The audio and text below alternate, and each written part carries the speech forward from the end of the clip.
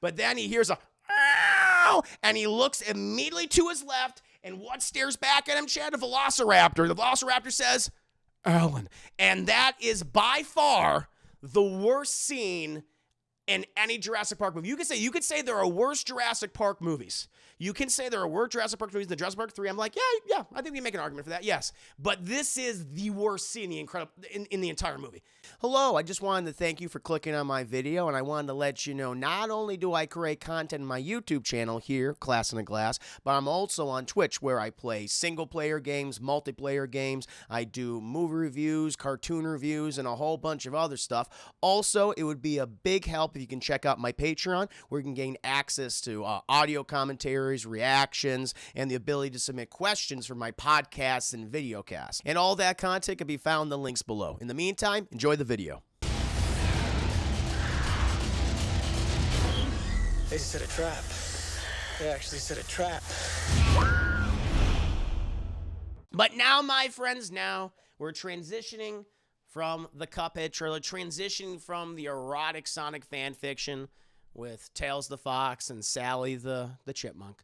And we are now going to be doing a scene-by-scene breakdown chat for Jurassic Park 3. However, before I go ahead and get into the nitty-gritty details of this movie, I have a very important question to ask you, that question being, how many of you have seen Jurassic Park 3, chat? The 2001 Joe Johnston directed action-adventure film, chat.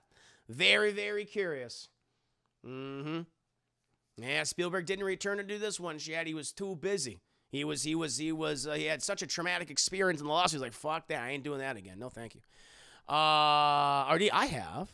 Osnick, Alan, yes. Wiki Weekend says, I have. Lee says, I have. Catsface says, yes. Noni Woman, I only remember Alan, of course. Zero Spock says, me.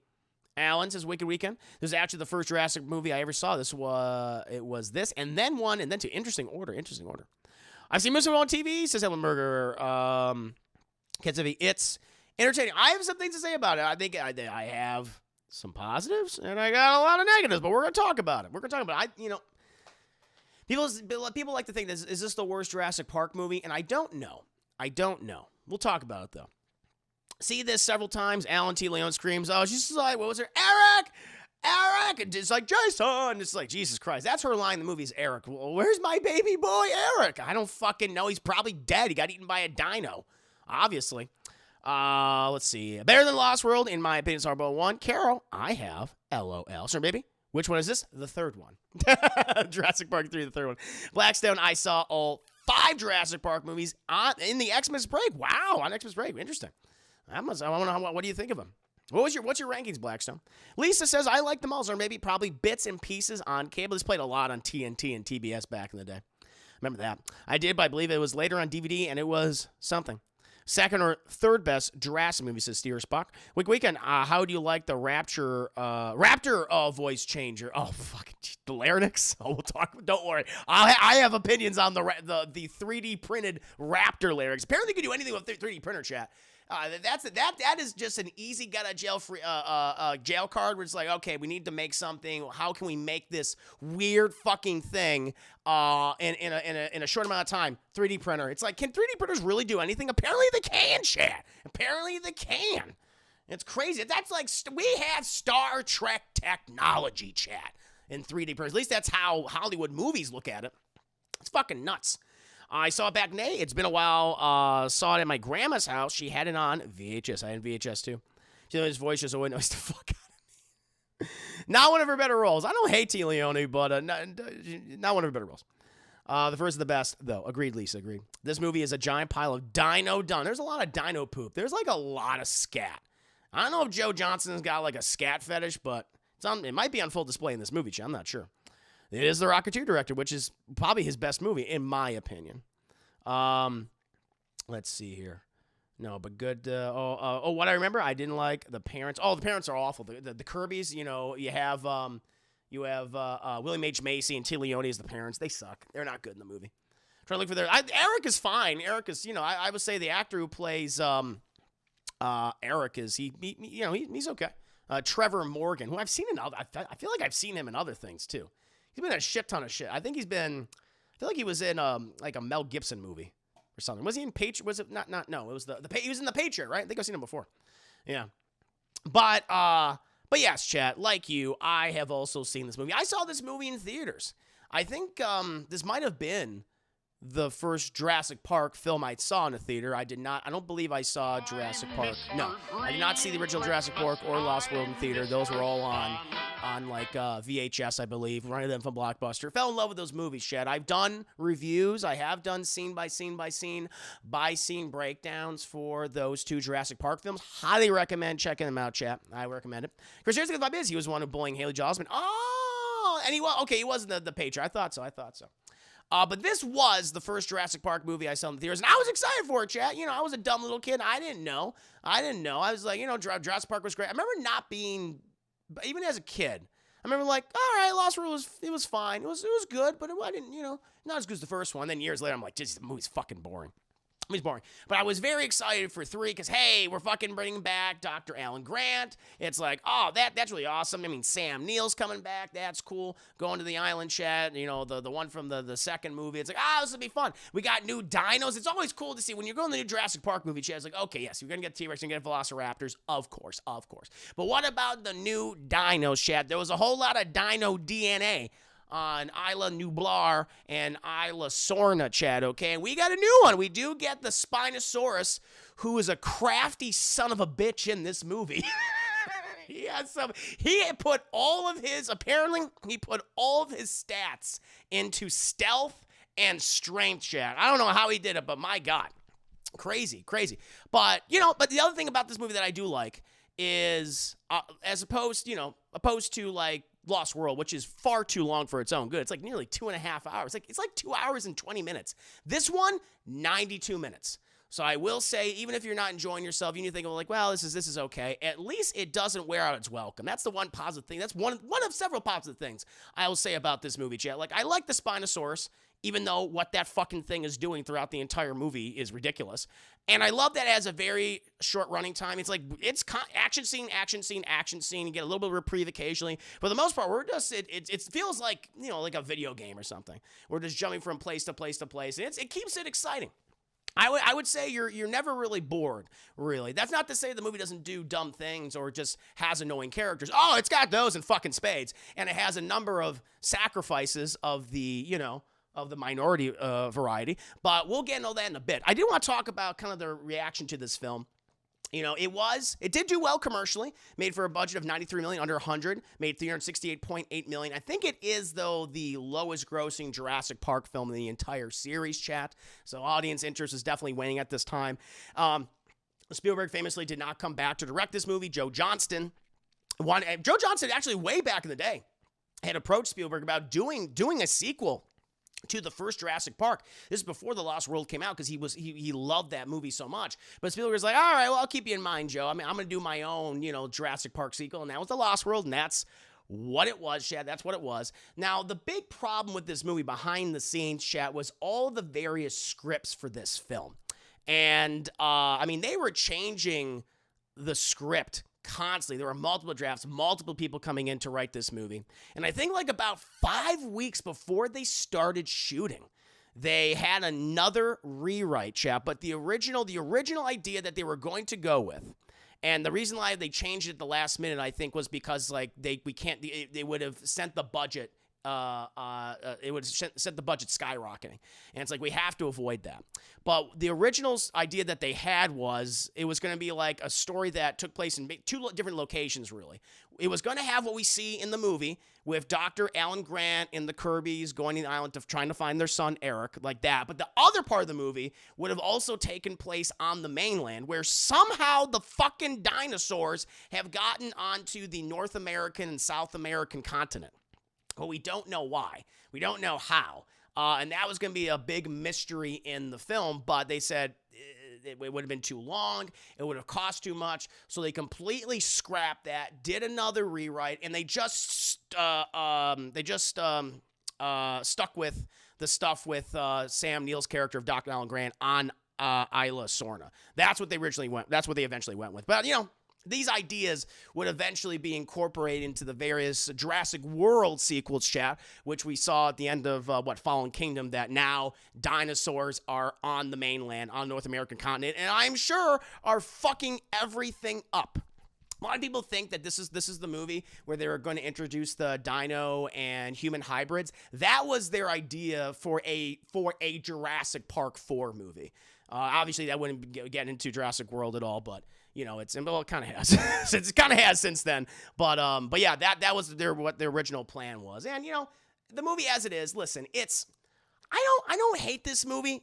I feel like Joe Johnston just I'm not the biggest fan of his.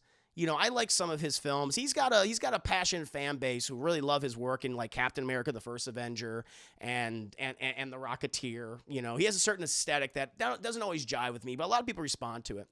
And I feel like for this movie, he just like, I'm just going to make a big budget B monster movie. And I feel like he thoroughly accomplishes that. The problem is, not that there isn't some fun sequences with the dinosaurs, and it's like, okay, it's pretty imaginative, and I like it, and it's well-paced, and, some of the CGI is dated at this point, but, some of it also really holds up pretty well. And there's some cool he uses a lot of animatronic dinos in this, which I do appreciate. It's just that you have so many characters who are either annoying or who just make dumb decisions for the sake of making dumb decisions because the story has to go in this direction. We just have to do that. Even though they are experts, it's kind of like a little Prometheus-esque. It's kind of Prometheus-esque where, okay, you are an expert in this field. You know these creatures through and through. You've studied them your entire life. Then why did you decide to do this thing and endanger everybody, including yourself? There's stuff like that in this movie that is really frustrating, and just third act Hail Marys or characters coming back from the dead. And it's like, oh, come on. Give me a break. It has a lot of that, but there are some really fun sequences in this movie and some good dino shenanigans, chat. So I don't hate this movie. I don't think it's the worst Jurassic Park movie. I think it might be better than The Lost World. Again, like that it's 92 minutes. It's probably less than that. Like if you count the credits, it's 92 minutes. It might be like an hour 25 in total, which I don't mind that, chat. Sometimes shorter is better. In this case, I think it's better, but that's not to say it doesn't have problems. But let's go ahead, chat, and jump into the nitty-gritty details of this scene by scene breakdown, chat, of Jurassic Park 3. We start the movie right on the coast of Isla Sorna, chat, which was the island in the previous Jurassic Park movie, The Lost World. That's where Jeff Goldblum went to go save his girlfriend, and where he brought his daughter, who was a gymnast, and she used gymnastics to defeat the various dinosaurs on the island, Chad. It was crazy, and there was a T-Rex in San Francisco, and ate a guy who tried to get in the Blockbuster. Yeah, it was nuts. But now it's many years later, Chad. It's many years later, okay? And apparently, no one is guarding Isla Sorna or Isla Nublar. You can just go to those islands, free will. It's like, I think we should lock that shit down. It's like, nah, it doesn't matter. Because we're introduced to two stupid white people, chat. Two stupid white people, Eric Kirby and his stepdad, Benny. Good old Benny, chat. And I guess, to bond with his stepson, chat, he recently married T. Leone. She's good looking. He's like, I like your kid. I want to be a good dad. And Ben seems to be a good dad, although he made a horrible, and he ate a dog. He ate a fucking dog, and that still bothers me to this day. I was like, that's kind of cruel. That's a little mean-spirited Steven Spielberg. But dinosaurs eat a lot of people, including in this movie, chat. And Ben, he wants to spend some time with his stepson. He seems like a good guy, chat. Clearly, Eric Kirby seems to also like his stepdad. It's not like that's one thing I will appreciate about this movie, is because anytime you have like a stepfather or a step parent or a stepson, daughter, whatever, there is always tension between them constantly. Like always. It's like, I'm trying to think of a movie where the stepfather, mother, son, daughter, or what have you, had like a good relationship. Like I can't think of one. And I will say, this one starts off where they're on really good terms. They clearly like each other. It's like, wow, it's refreshing. It's really refreshing.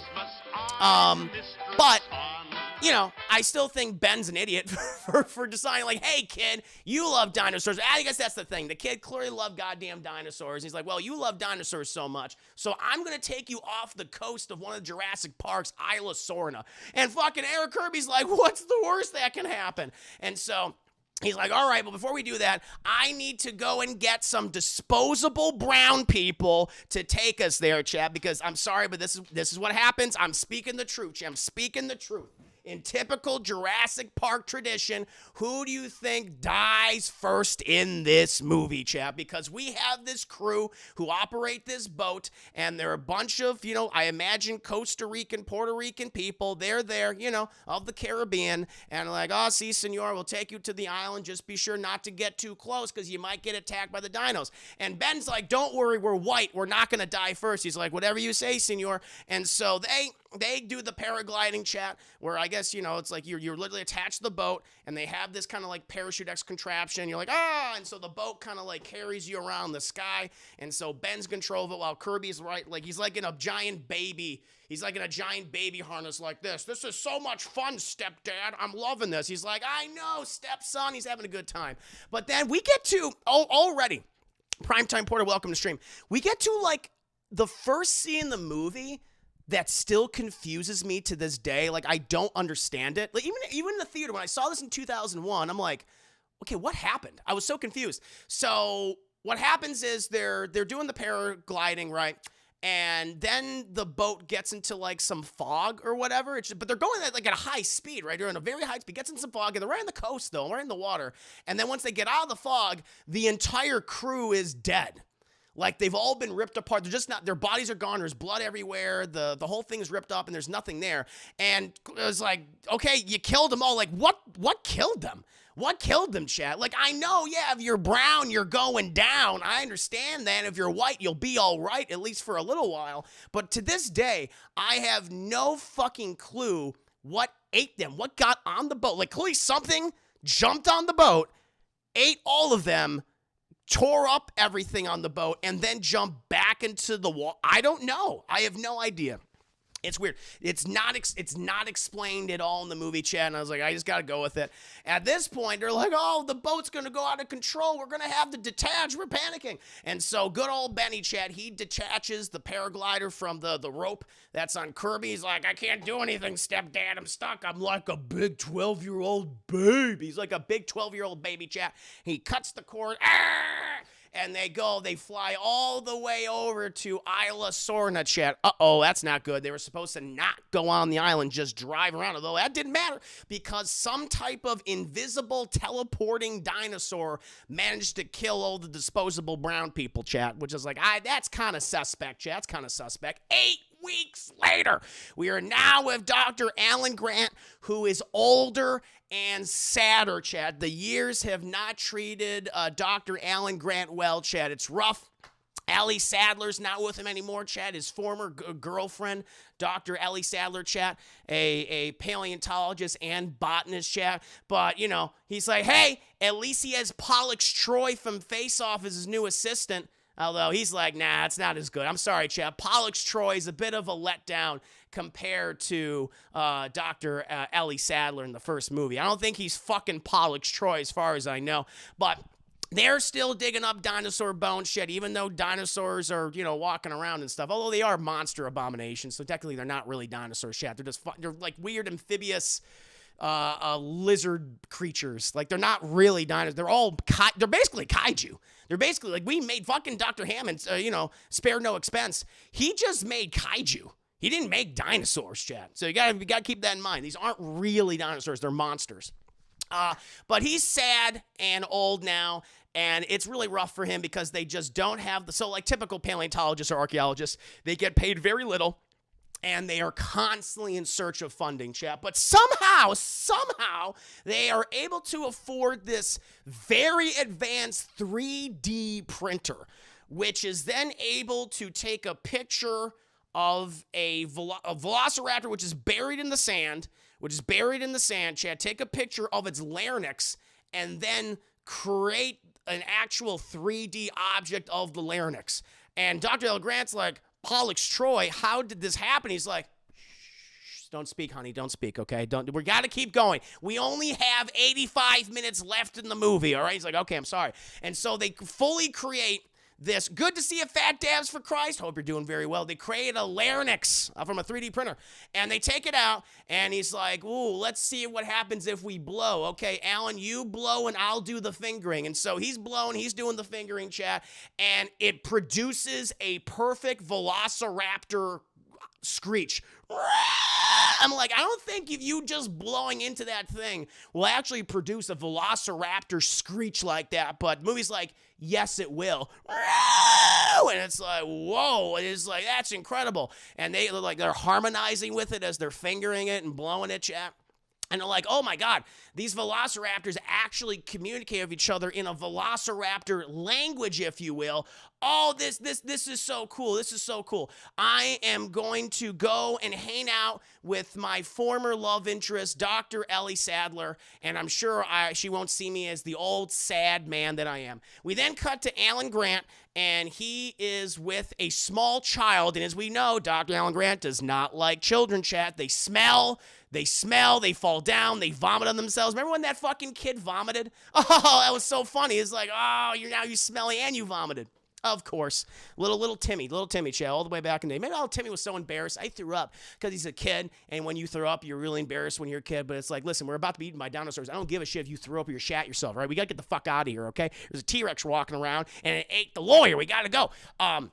But he's hanging out with this toddler, basically, looks like to be 2 years old at the most. And he's trying to explain oh yeah, because the kid's like going, rawr, rawr, rawr. He has a T-Rex and he has a Triceratops, and the Triceratops is like eating the T-Rex. He goes, no, you little dumb shit. Look, come here, give me those. And he's like, no, the Triceratops is a herbivore. It's a herbivore, okay? And it does not eat meat. It should not be in a T-Rex. The T-Rex is a carnivore and possibly also a scavenger. It would eat meat. And so the T-Rex, or the Triceratops would not be using its mouth to attack the T-Rex. It would actually be using its horns. It would be using its horns to attack. And the kid's like, what? He doesn't know. He just wants to play with his figurines. And then Cher like, well, who's this little kid that he's talking to? This smelly little kid doesn't know shit about dinos, chat. It is Ellie Sadler's son. And you're like, oh my God, did Dr. Alan Grant and Ellie Sadler have a child? Is this what's going on? No. She apparently met and married some guy named Mark who works for the State Department, chat. And so already kind of like, all right, this is another big flag, chat. All right, like, you have teleporting invisible dinosaurs now. Okay, sure. You have a larynx that can, a 3D printed larynx that can totally replicate the actual screech of a velociraptor. Okay, and now you're telling me you had two of the most popular characters from the original film who were in a loving relationship break up off screen. Kind of shitty. Pretty goddamn lame. It's like, wow. And I guess well, the thing is, Ellie Sadler, she wanted to marry someone, and she's like, I just want to front poop out babies, and she's been doing that shit. I mean, she got a kid right there. She's got another one on the way, got the big old prego belly, and she's like, let's go inside. And so she waddles in with her husband, with Alan and the little kid in tow, and they sit down, and they're like, hey, let's give Mark, the guy from the State Department, a scene. And they don't really do that because he's like, hey, Mark, what do you do at the State Department? Military stuff. Don't worry, he'll come in the third act. Okay, cool. Luke the Boss, thank you for the video. It's definitely a Ghostbusters 2 situation, very much so. Very much so. Thank you for the video, though. And thank you for the 5 videos. I saw that earlier. I'm sorry I did not acknowledge it. But he's like, Mark's like, I gotta go do State Department stuff. I'll see you in a bit, honey. Can't wait to make another baby. And so he walks away, and Alan Grant's like, oh, Ellie, I'm so happy for you and your beautiful family and everything. It's great. It's great, even though I still clearly love you.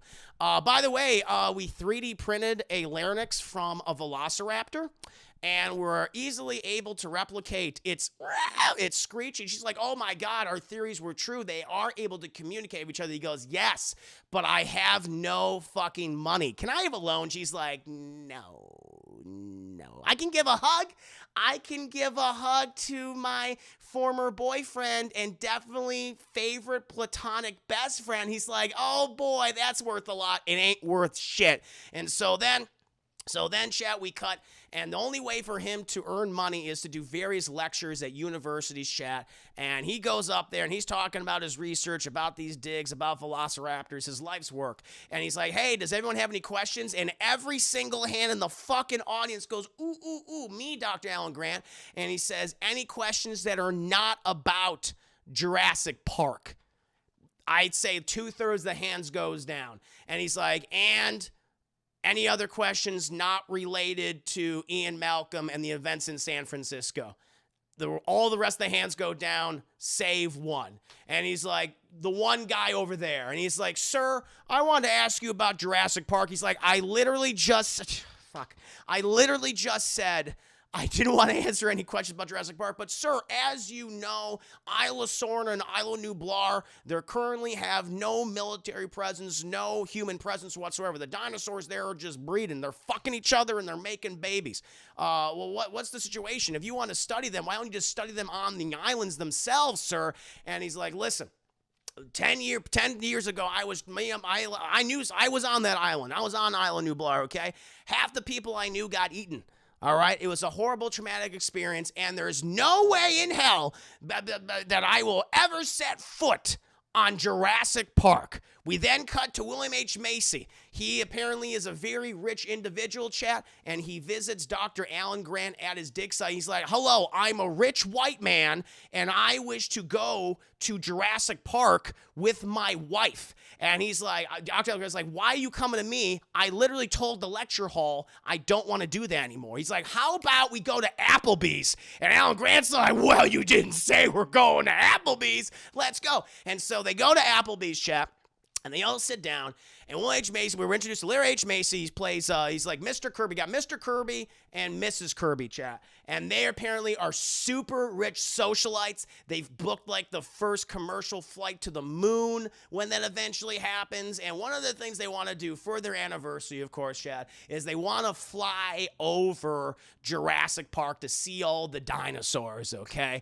And Dr. Alan Grant's like, okay, listen, I love these Applebee's, and I love the pork baby back ribs. I mean, they're delicious, and the fries, I mean, it's kind of too much. You got the full rack of ribs and the fries, and I probably should have went with like a vegetable side, but I can't help myself. I'm a glutton for Applebee's. I appreciate this. However, I don't want to, me and Pollux Troy's also there, Chad. He's relevant sometimes. We don't want to go to Jurassic Park because I don't want to get eaten. And Pollux Troy's like, I want to go to the island. He's doing his Pollux Troy thing, which is very creepy. Hi, bro. Doing all that shit. And William Tracy's like, okay, but what if we pay you a lot of money, we fund your research for like the next 10 years, and we give you a lifetime gift card to Applebee's? And Alan Grant's like, fucking, I'm sold. That's a devil's bargain. And he signs the dotted line, chat. We're going back to Jurassic Park. Bum, bum, bum, bum, ba-na-na-na-na-na-na. Just took Applebee's. Very easy to convince Dr. Alan Grant, chat. Just got to get those pork baby back ribs. That's it.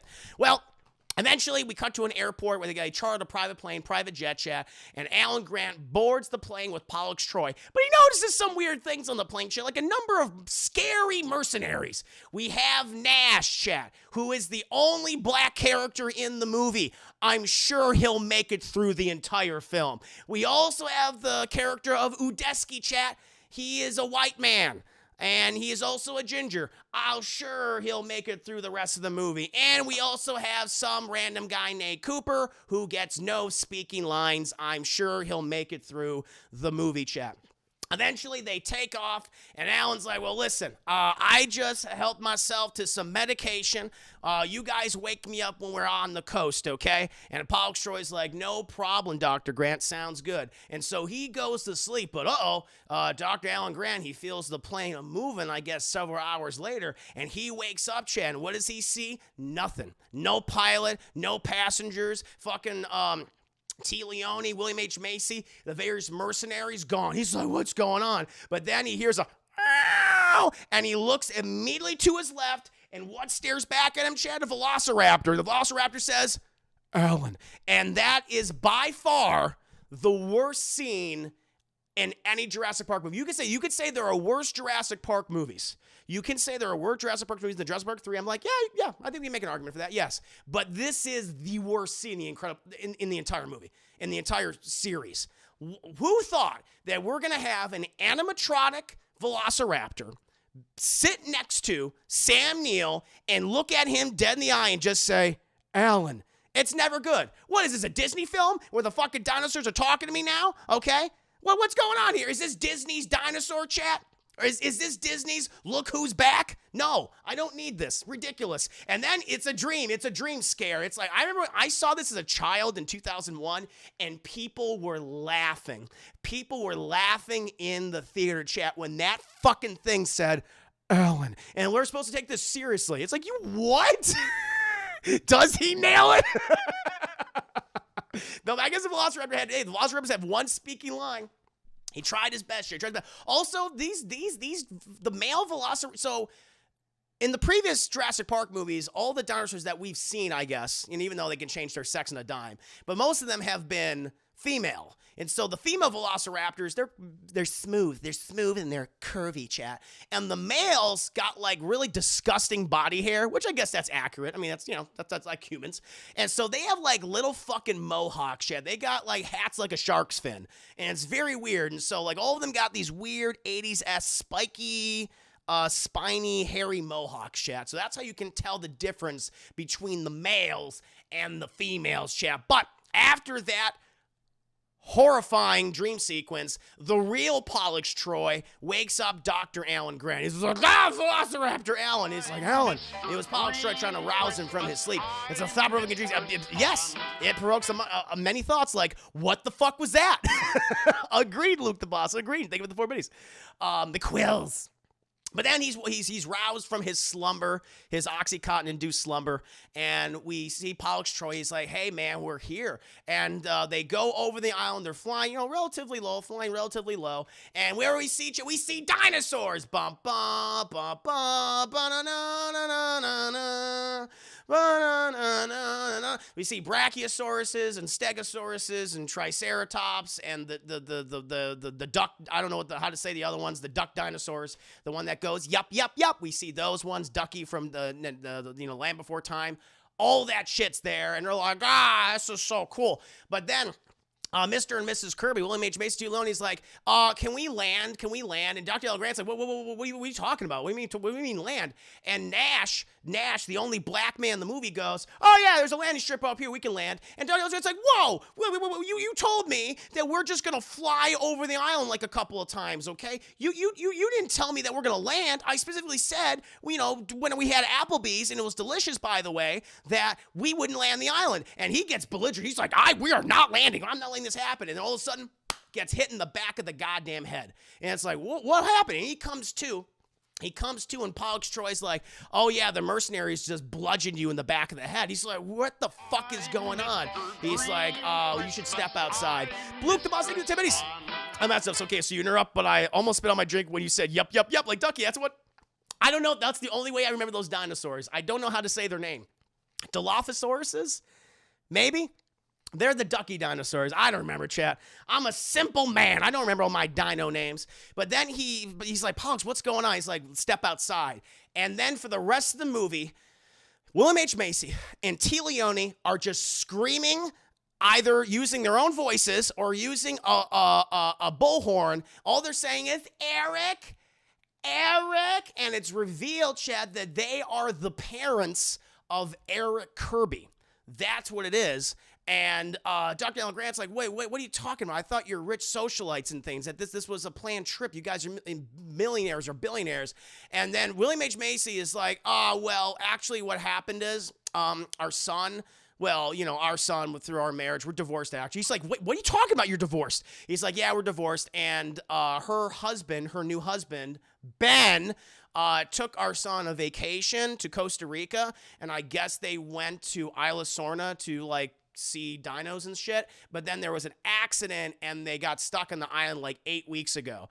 And while he's explaining all of this to Sam Neill, T. Leone is just shrieking, Eric, into a bullhorn, chat, on an island completely occupied by dinosaurs. T-Rexes, velociraptors, all sorts of scary shit. And he's like, what? Hey, Weeks, she shouldn't be doing that. Tell her to stop doing that. And he's like, well, why? You mean because it's a bad idea, because there's something out there. And he goes, honey. And she's like, what? And he's like, Dr. Alan Grant says you shouldn't be doing that. What? And then we hear this giant fucking roar in the background.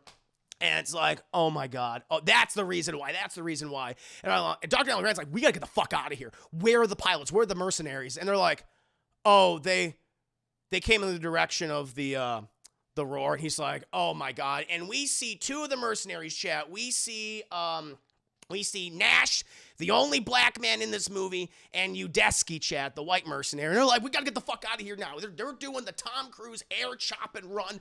We need to leave. Marines, we are leaving. And they all hop in the plane, and they're like, what about Cooper? Everyone's favorite character, Cooper. And he's like, fuck Cooper. We gotta get out of here. And so they all get back in the plane, chat, and they're about to take off. And all of a sudden, Cooper comes out on the runway. Like, he's far down the run, but he's right out there. He's like, help me, guys. I'm really fucked up. Help me. He's bleeding. Half his arm's gone. And it's like, that's probably not good. Alan's like, well, maybe we should stop. Alan, come on. Alan's like, maybe we should stop for him. You're going to hit him. He's going to be right there. And also we come back to Cooper, and he immediately turns his head. He goes, oh, Jesus. And a big old Spinosaurus, chat, a big old, not a T-Rex, a Spinosaurus comes out and noms him, chat, vores him. And Cooper, everyone's favorite character, is no more. The plane is like, shit, it's not high enough, and it hits the Spinosaurus's sail, chat, on top of it, because Spinosaurus got a sail. I guess it's used to absorb, the heat from the sun.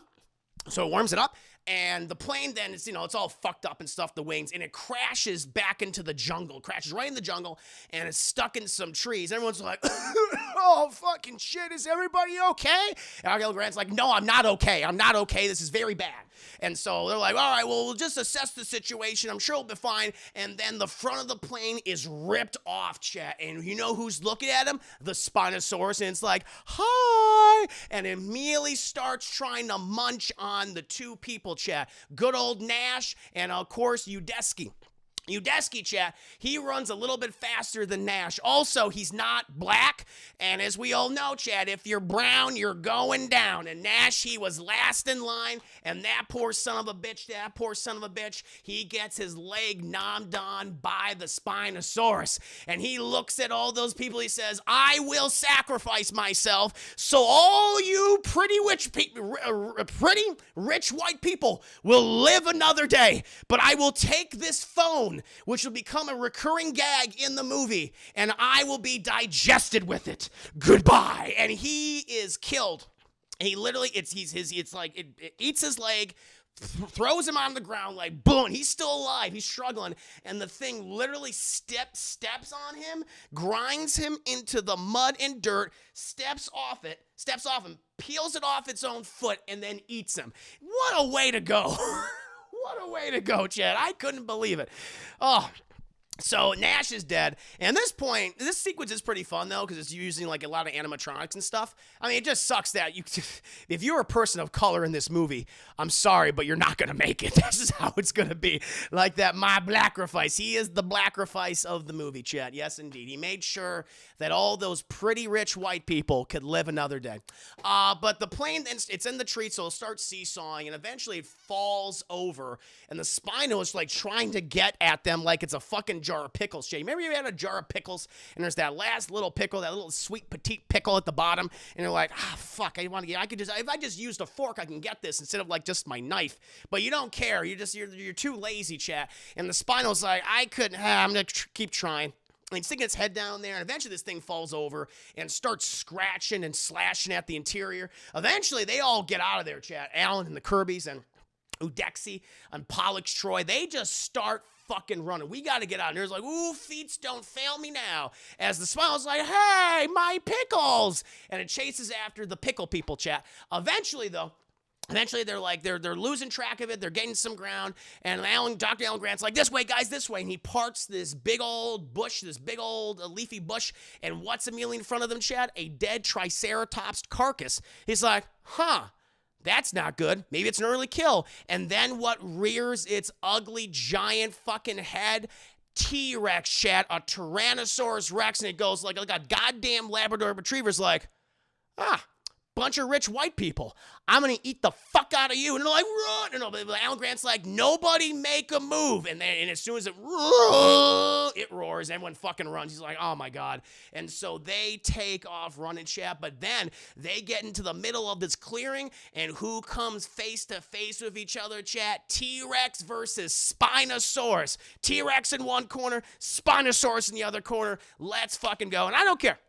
This fight's fun. I like it, chat. But of course, the Spinosaurus, as you can obviously tell, has the logo now. The T-Rex is no longer in the logo. Spinosaurus is like, I am the big bad in this movie. This is my film, okay? So I am going to have the advantage. But we get a cool little fight between two of them. The CGI holds up pretty well. And the T-Rex definitely gets a few bites, gets a few nice kicks, good not really punches because it's got little baby arms. Spino's got big ol' arms, chat, so it's able to reach around and stuff. And it defeats the T-Rex, snaps its goddamn neck, and goes, roar, and roars in victory, chat. Roars in victory. At this point, eventually the group has gotten away, and Dr. Alan Grant's like, what the fuck is going on? And so William H. Macy and T. Leone explain everything. They are actually not super rich. I mean, they're definitely white. They are. The one thing they could say is like, listen, we are many things, but we are definitely white. But they are not rich. They are not rich in any capacity. He actually owns like a plumbing store. They're not millionaires, Chad. They've basically put all their life savings into this expedition just to save their son, Eric Kirby. That's what it is. And they had enough to charter the plane and pay off the mercenaries, but they don't have shit for Dr. Alan Grant and Pollux Troy at all. And so Dr. Alan Grant's like, what about the Applebee's gift card? And they're like, I'm sorry, it was fake. No! And so Alan Grant's pissed because he gets no Applebee's and his paleontology expeditions will not be financed, chat, like the Kirbys said they would. So he's just fucking furious. Like, this, I'm pissed. And he literally starts beating the shit out of William H. Macy. And that point, I would beat the shit out of William H. Macy too. I'd be so mad at the fact that they are not rich.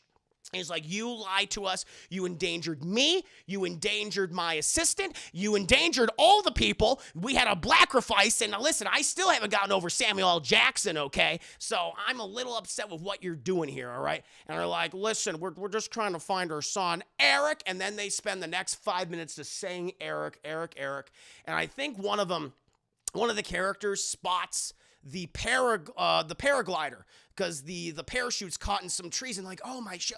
And I think T. Leone recognizes, she says, that's Ben's favorite paraglider. I know his colors. And so you get to this scene's kind of fucked up, but they go to the scene. She's like, oh my God, Eric. And they just start like screaming at the trees. Like, he's obviously not there. Okay. He's not there. Alan Grant's like whispering to Pollux, like, that kid's fucking dead. That was 8 weeks ago, okay?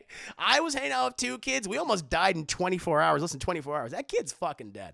But eventually the Udesky's like, I think I can cut down the paraglider. And T. Leone's like, yeah, just give it to me. I'll catch it. And so he cuts down the paraglider, and the...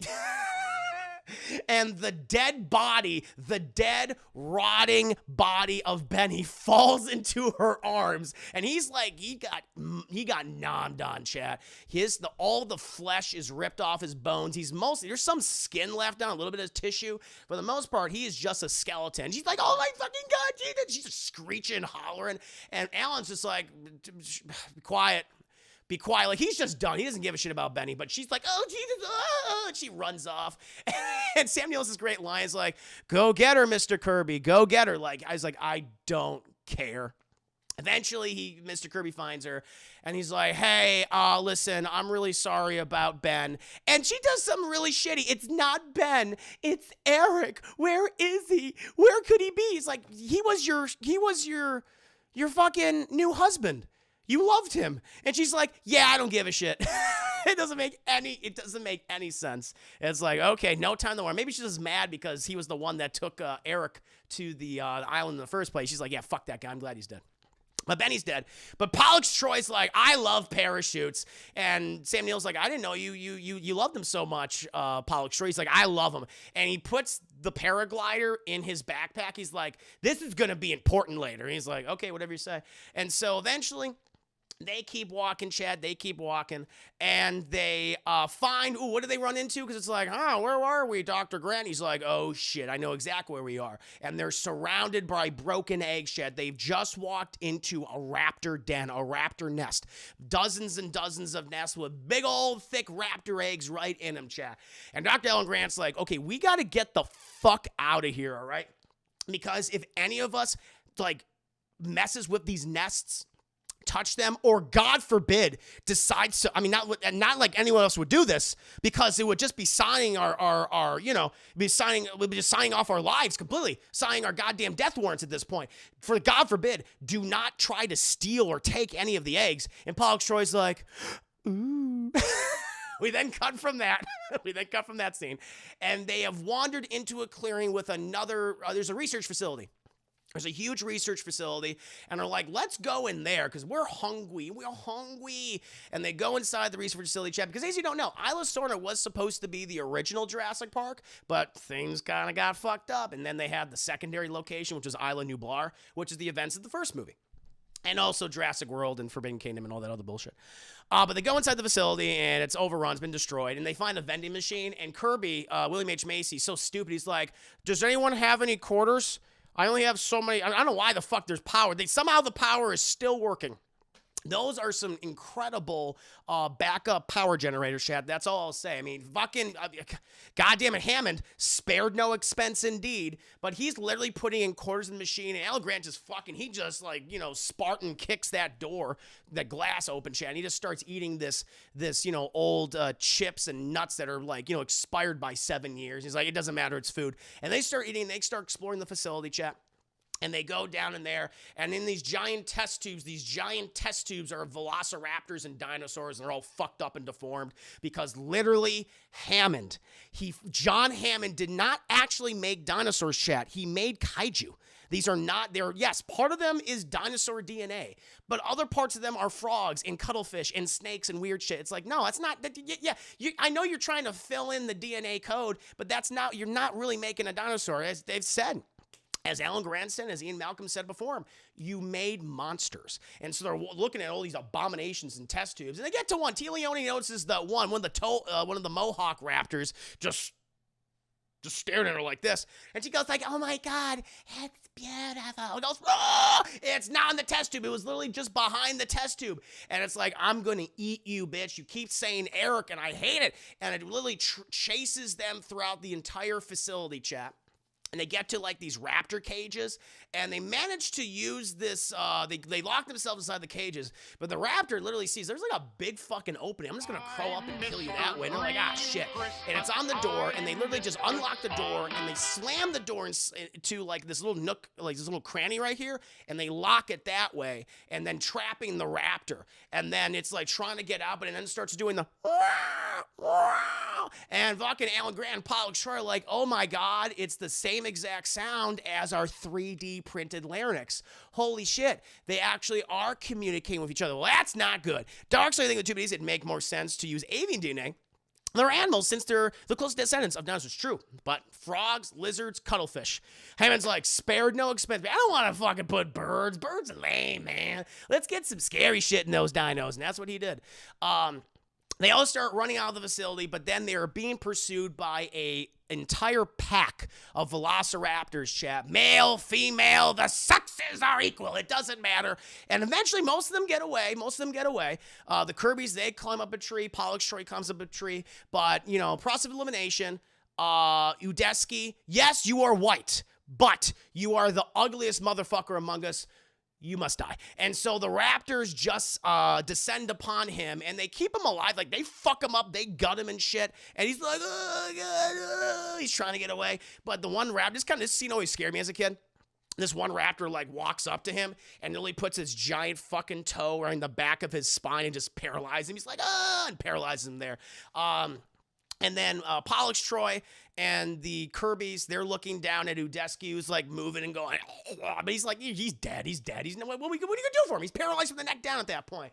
And Kirby's like, oh, we can save him. We could go down there. Paul Troy's like, don't fucking do that. And T-Lone's like, we need to help him. He might be ugly and stuff, but I love him. And so she tries to go down there. And the Raptors like, oh, please, we want her so bad. And they almost get her, but they pull T-Leone up right at the last second. They're like, it didn't work. All right, ugly white man, you need to die. And so they just start nomming on Udesky, Chad. He had a bad death. He was still alive when they started eating him. It was like a bunch of fucking bears, where a bear will literally just seat on you. They won't kill you. I mean, they'll kill you eventually, but they'll literally just start taking chunks of meat out of you anywhere, Chad. They don't care. It's a slow and painful death. And Udesky had a bad death. At least fucking Nash, he got crushed by a Spinosaurus, and hopefully that was quick. I don't know. Probably not. But we then cut to Alan Grant, Chad, who eventually is cornered by the pack. He's surrounded by him. But thankfully, we have Deus Ex Machina Eric, Chad. And what looks to be a man completely covered in bamboo and leaves, Chad, and human feces, throws out these gas grenades into the pack of raptors that have surrounded Dr. Alan Grant. And they're like, holy shit, that stuff smells awful. And they take off running, probably because Eric used his own urine and feces to make like Death Stranding-esque grenades. He then grabs the hand of Dr. Alan Grant and takes him to this underground facility, like a bunker. I guess it's in the middle of the jungle. It's like an overturned, like, I can't even describe it. It's like a truck or something, but it's like a giant truck. And they go inside it via this vent on top, and they close it. And the person is revealed, Chad. It's Eric Kirby, who actually has been alive on the island for 8 weeks. He's been living off of, scavenging from the various research facilities. Also here it's tons of survival food and material and things and survival gear and stuff. And, and fucking Alan Grant's like, oh my God, are you Eric, the son of the creep? He's like, yeah, do you know my mom and dad? He's like, I do. They came to the island. They're a bunch of idiots. He goes, yeah, it sounds like my mom and dad. And he's like, I gotta tell you, Eric, it's kind of incredible and not impossible for you to be alive. He's like, yeah, man, I've had some crazy adventures. You see this right here? He has like a vial. It's filled with like some yellow liquid. And he goes, yeah, what is it? He's like, that's T-Rex pee. He's like, how did you get T-Rex pee? You don't want to know, man. It's like all these little adventures that Eric had. I want to say there is a book, maybe, that details his adventures on Isla Sorna before the movie. I think that I never read it, but I feel like there is. I feel like there might be, Chad, which anything, that's a kind of an interesting idea. Dark Side activities, I would have let her be eaten by the raptor. Also, I commend Nash for trying to take T-Loney down. So she almost get eaten too. Yeah, he was grabbing her and shit. It's true. But no, he performed the blackrifice, man. He doesn't want any of the pretty white people to die in the movie. That's why a blackrifice needed to be made. But he's like, wow, that's pretty incredible, man. And then they start talking. He's like, wait, are you Dr. Alan Grant, the Dr. Alan Grant, world famous paleontologist and Applebee's enthusiast? He's like, well, I mean, yes, of course.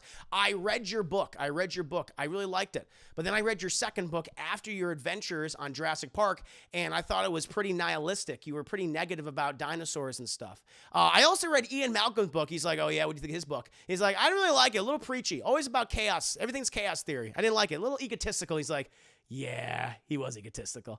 And I was like, that's why I miss him, Chad. I need my Ian Malcolm and his black leather jackets and gymnastics daughter. He's like, hey, you want to go find your family? He's like, sure. There's also a scene between T. Leone and William H. Macy about how they're sad that their son is on the island, but they're like, oh, don't worry, I'm sure he's fine. Who cares? And it's the next day, and they're both walking the jungle, and all of a sudden, Alan Grant and Eric Kirby, they hear that ding, ding, ding, ding, ding, ding, ding, ding, ding, ding, ding, ding, ding, ding, and it's like, is that yakety sax? And they start following the noise, Chad. Well, it looks like a phone ringing, and eventually they see this giant fence, and on the other side of it, because then the other characters of Pollux, Troy, and the Kirbys, they hear this ding, ding, ding, ding, ding, ding, ding, ding, ding, ding, ding, ding, and they're like, oh, it's yakety sax. Oh, it's Eric Kirby, obviously, and Dr. Grant, and they meet on the other side of the fence. They can't get through because it's too thick or whatever. But they're like, oh my God, our baby's alive. This is amazing. And Dr. Alan Grant has let's have a nice platonic handshake. Pollux Troy, even though you fancy me your father figure, a good old-fashioned man shake. He's like, okay, I'll settle for a handshake, sir. And they're like, oh my God, like, how did you know? How did we, I mean, that's the thing, because like, oh, you know, if we hadn't heard the phone, we wouldn't have known to come for you. That was crazy, that was ringing. And they go, yeah, the phone. We thought you had it. They're like, no, you had the phone because we heard it. And they go, well, we don't have the phone. And you don't have the phone. Who has the phone? And they immediately turn around. The Spinosaurus is like, hey. And inside the Spinosaurus's belly, the phone's going, na na na na na na na na na na na na na. And somehow this giant multi-ton lizard monster, this kaiju, has managed to sneak up on all of them and just watch them the entire time and just going, hi, and immediately starts going, and they're like, ooh, feet don't fail me now. And so they take off running. They fucking take off running. And if they find a hole in the fence, they get to the hole. Spino almost gets them, Chad. Almost gets them. And they're like, ooh, we got to go. Oh, thank God we got through. There's no way the Spinosaurus can just yeet itself through the giant titanium-made fence. And the Spinosaurus just yeets itself right through the titanium-made fence. They're like, fuck. And literally, chat, as they're running, all we hear is bum bum ba bum bum ba bum bum bum bum bum like the entire time as it's bearing down. But thankfully, chat, they've come to a one-story building, which apparently has a big heavy metal door in front of it. And they get inside. It's on the edge of a cliff. It's right on the edge of a cliff. They get inside this one-story building with a big heavy metal door. They shut it, and the Spinosaurus is like, I mean, yeah, I can like yeet myself into a titanium fence and break through it like it's fucking tissue paper, but this is a one-story building. This is a one-story building with a heavy metal door, and I just can't do this right now. And it just lumbers away. And I'm like, what are you talking about? It can get through that giant fence, but it just can't get in there, chat. Witness me, Red Wing. Thank you so much for the raid. Hope you're doing well. I'm playing some of that Spider-Man 2018. I saw that, good sir. Hope you're having a good time.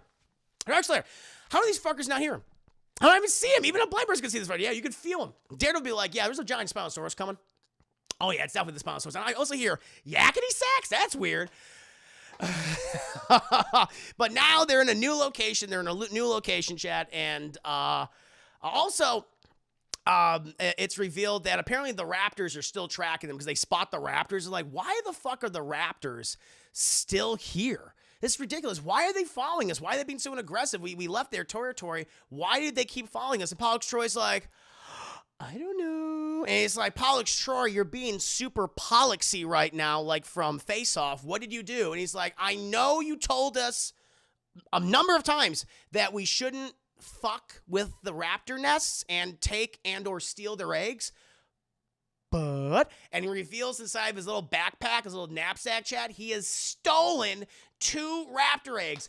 And Alan Grant's like, why did you do that? He goes, well, you know, I figure if we take the eggs, we can take them back to the mainland and we can sell them and stuff and be able to fund our research 10 times over. And he's like, you are putting all of our lives at risk because you disobeyed what I said. You're a fucking expert in velociraptors. That is your profession.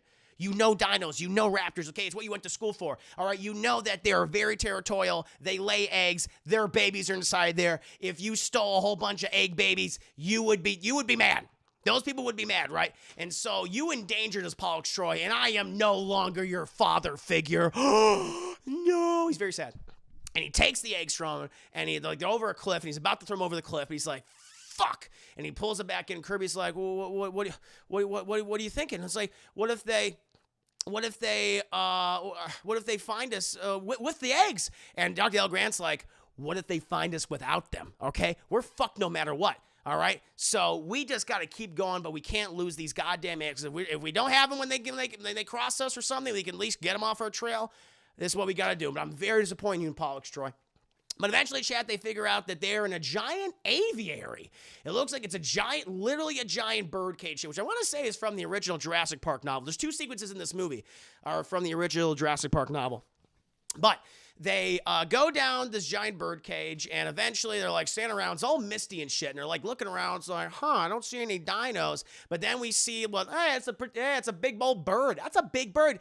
Ooh, what dinosaur is that? And it's a pterodactyl. Goes, rah! And this giant pterodactyl or pterodon, wherever it is, just basically shoots itself at the group and is like, I'm going to pick off the littlest thing I can see. And it's Eric Kirby. You're the weak point of the group. And it literally grabs this kid. He's like, as it takes him up in the air. And they're like, oh, shit, he has our son, Eric. He's like, we know, you don't have to keep screaming his name. We know, we're following him. And Alan Grant, the Kirbys, they're chasing it. They're trying their best because, like, this thing's so high up. And we see what the giant pterodactyl, whatever the fuck it is taking him, chat. It's to a nest of a whole bunch of baby pterodactyls, chat. And it drops him, weirdly, not in the nest, but like several feet away, and the babies are like, not the mama, and they instantly start coming at Eric Kirby, and they start like, they start like, trying to eat him and stuff. But thankfully, Pollux Troy, he has the paraglider, Chad, as you know, and he's like, Ellen, and he's like, what, Pollux? He's like, I'm sorry, I'm going to perform a sacrifice. Like, you don't have that ability. You're a white man, but he does it anyway. And so he jumps out. He somehow has enough distance to the ground and enough, I don't know, momentum to activate the paraglider. And he sails all the way to Eric, who he then grabs. He grabs him. He's like, hey, on, kid. And he drops Eric off, and the fucking pterodons and pterodactyls are like attacking his paraglider, and they rip it to shreds. But, you know, little Eric, he drops down safely, and fucking Pollux Troy, he falls in the water, and the pterodons and the pterodactyls are like, and they just start like snapping at him and ripping at his flesh. He's like, and he's in the water, chat. And Alan's like, Pollux, I'm sorry. And that's it. That's the last we see of him, because he's being attacked by pterodactyls and pterodons, chat, like literally being stabbed by huge beak creatures in what looks to be very cold, parasite-infested waters. Anyway, the group, oh, by the way, thank you, Luke, the boss of the 4 babies. That makes no sense. They were probably following the scent. No, because they're like, yeah, I saw the motherfucker swap my eggs. That's how it is, man. Stole our babies, our egg babies. And Mohawk Dad's like, fuck, okay, I'll get the kids back. Jesus. Not like we got 15 at home. But they find a boat. They find a big, which is another part of the original Jurassic Park now. When they get on the boat, Alan Grant's sad about Pollux Troy. Everyone's like, we're sorry, Dr. Alan Grant, about Pollux Troy. And he's like, he loved to do the fingering. He's like, I bet he did. And then, chat, we see majestic Jurassic Park scenery. Ba-da-da, da-da-da, da-da-da, da-da, da-da, ba-da. And we see the Brachiosauruses and Brontosauruses and Stegosauruses and Triceratops and Ducky from The Land Before Time. They're all like, we're here for the scenic view. And they're all eating shit. And they're like, dinosaurs are great, even though we literally almost died several times, and a number of our supporting characters have also died and been eaten by things. But like, let's take these guys in. These guys are great. Eventually, they're going down the river. They're going down the river, chat, and they start hearing the bum bum bum bum bum bum bum bum bum. They hear yakety sack. They're like, that's yakety sack. I know that. It's like, oh, the Spinosaurus is close by. And Dr. Alan Grant's like, nah, man, it's no Spinosaurus. That's a whole bunch of scat. And they're like, wait, what? And on the coast of the river, chat, on the riverbank, there is literally huge piles of dinosaur poop. Dinosaur done. And they're like, that's where the phone is. And it's, I guess, a very technologically advanced cellular phone, chat. And they're like, it can survive a Spinosaurus's digestive system and the various elements of a Costa Rican island, chat. Okay, sure. It's raining and everything. They're like, we got to go ashore and we need to roll around in poop. And so they park the boat.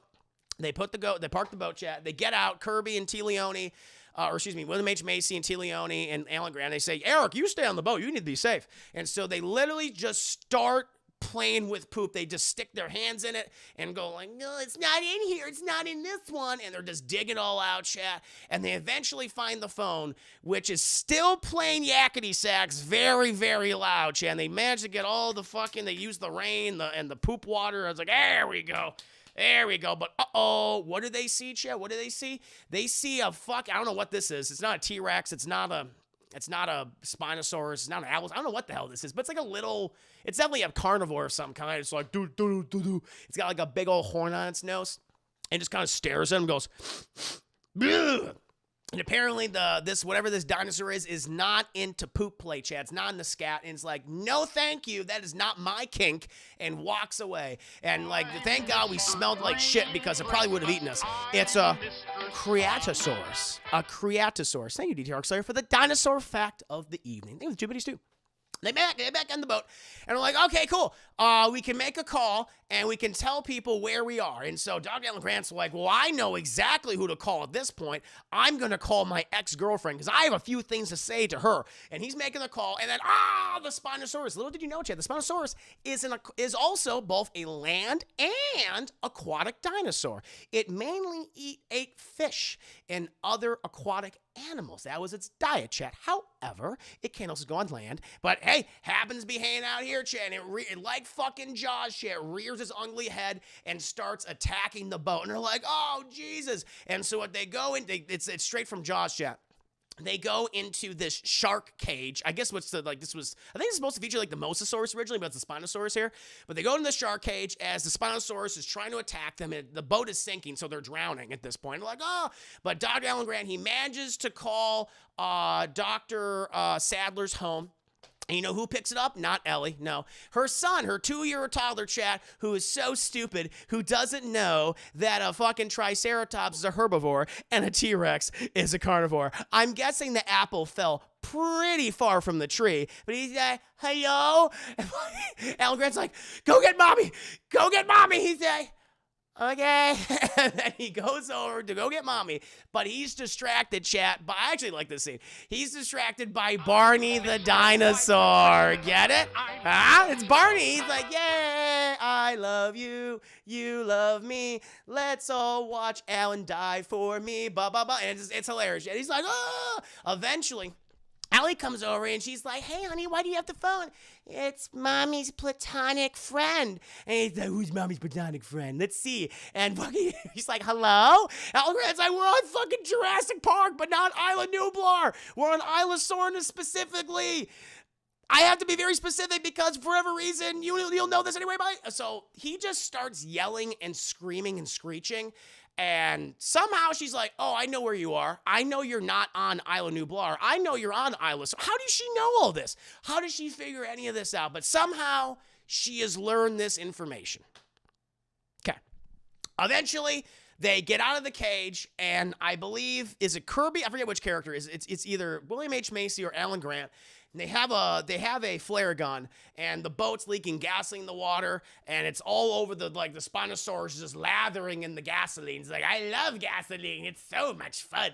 And Alan Grant's like, fuck you, motherfucker. Boom, and he shoots him. He shoots him, chat, and it's like, your diplomatic immunity has been revoked, and he shoots him, chat, and the Spinosaurus is set on fire. It's like, oh, why don't I just go underwater? I can literally put out the flames instantly.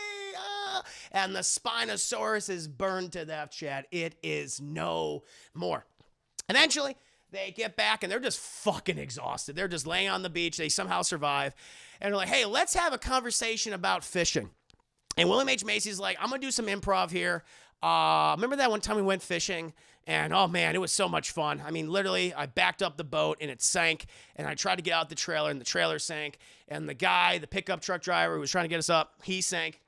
I thought he was going to knock me off. I thought he was going to knock my block off. I miss fishing.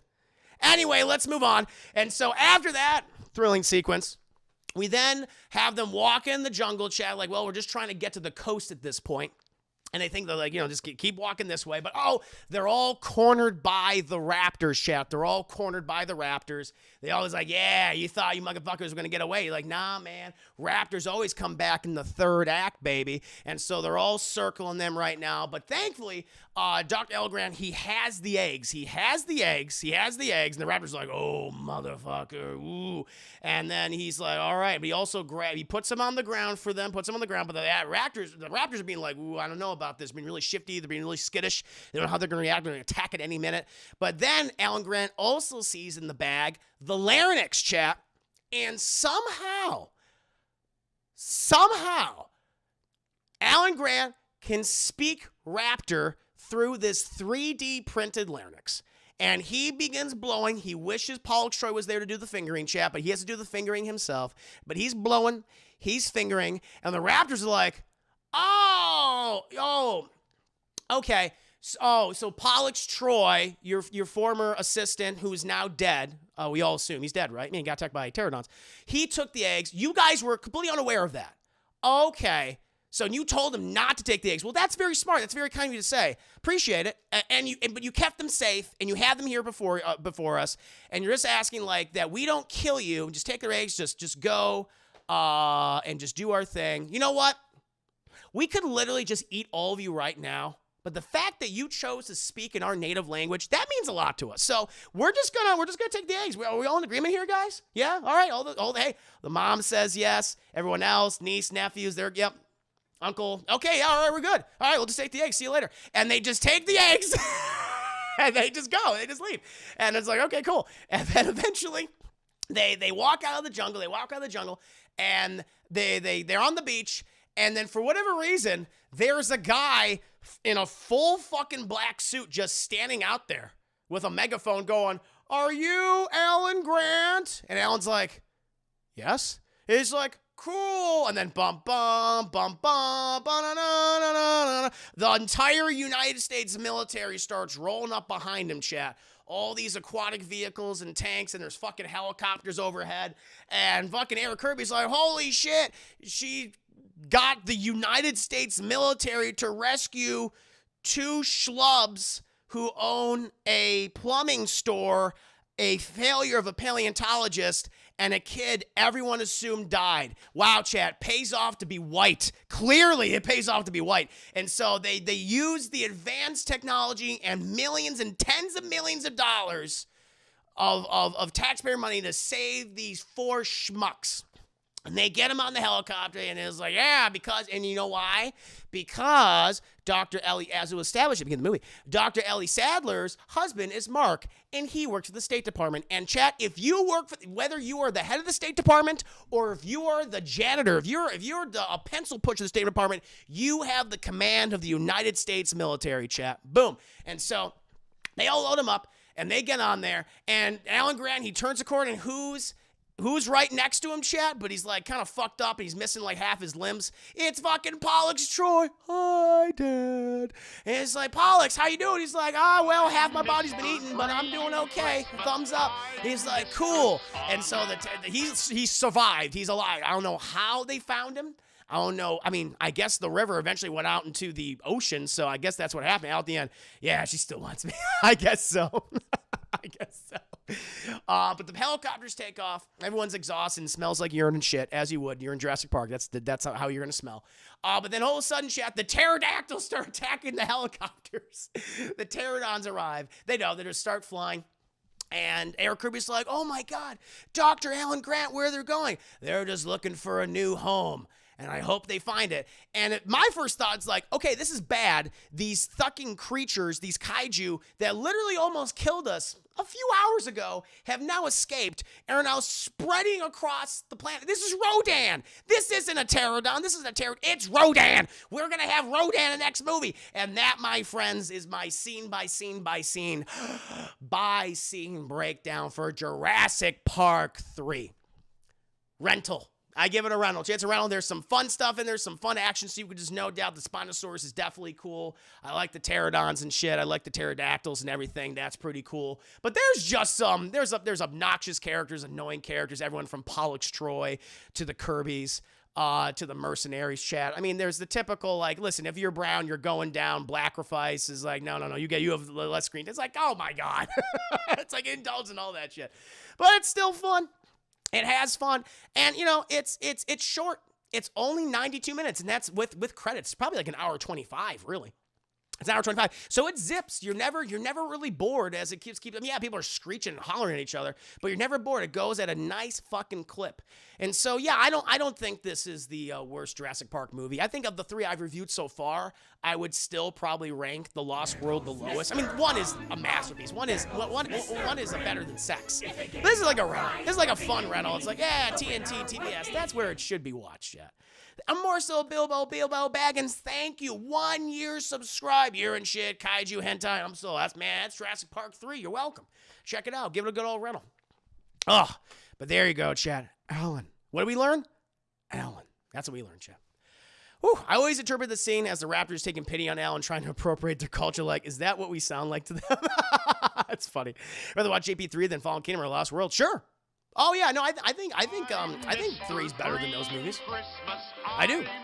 Tiberius Monk, thank you for the 100 base. Worship P film, Lost World or Fall. Probably. Yeah, I have to think about it. I have not Lost World of what I've reviewed so far.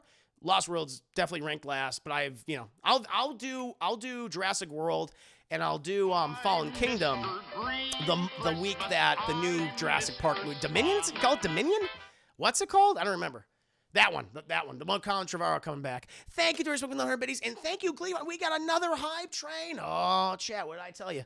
What did I tell you? Here we go again. Oh, shit, here we go. And I said we're going to do Doodle Bob. I said we're going to do some Doodle Bob shenanigans, chat. Let's go ahead and do it right now. Oh, that was a fun review, though, chat. I had a good time. Mr. White Christmas. I'm Mr. Snow. Thank you, Luke, boss, for the 2 biddies. Come back. This is the kid who played Eric's second dinosaur film. His first was the Barney. He was in the Barney movie? Oh, that's funny. I didn't know that. That's good. Hey, Alex, Madam Guillotine, welcome back to stream. Almost 2 whole years, and what an incredible 2 years it's been, Madam Guillotine. How you been? How you doing? Pleasure to have you here. I just finished my review for Jurassic Park 3, my scene by scene breakdown. It was super fun. That was a good one, chap. I knew I was just like, ooh, I was excited to talk about this movie today. I was feeling it. I was really feeling it. Oh. But, Chad, we got to go ahead and get hype. We got to play that Doodle Bob, Chad. Okay, we actually got it. What? Madam Guillotine, you got engaged. Alex, what? Congratulations. Can we get some Mr. Revan Yates, Miss Revan hypes for Madam Guillotine, Alex in the chat? Yes, I'm going to start that off. Oh, what rating? I gave it a rental. I gave Jurassic Park 3 a rental. Not the worst Jurassic Park movie, but one that I don't think it's not great. But it's fun. It has some fun moments. Chat.